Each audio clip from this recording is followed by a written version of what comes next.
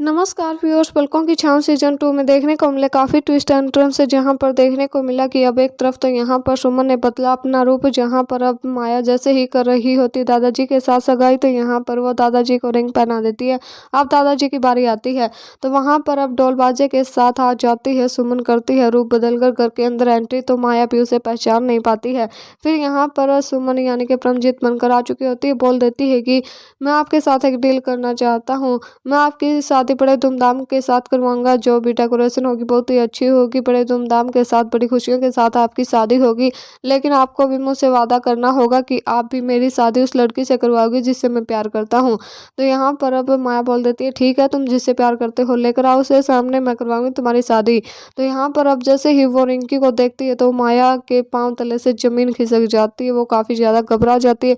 सोच रही होती है कि आखिर रिंकी ऐसे घटिया लड़के के साथ कैसे मतलब शादी करने के बारे में सोच सकती है। तो यहाँ पर अब सोच रही होती है कि आखिर रिंकी यहाँ पर आ कैसे सकती है, क्योंकि वो जानती है कि ये उसकी बेटी है, जबकि रिंकी अपनी माँ यानी कि माया के बारे में नहीं जानती है। तो अब देखना काफ़ी दिलचस्प होने वाला है, जहाँ पर अब एक तरफ तो यहाँ पर रिंकी का होगा अपनी माँ के साथ आमना सामना, क्योंकि अब रिंकी के सामने आएगा बहुत बड़ा सच कि रिंकी उसकी अपनी बेटी है।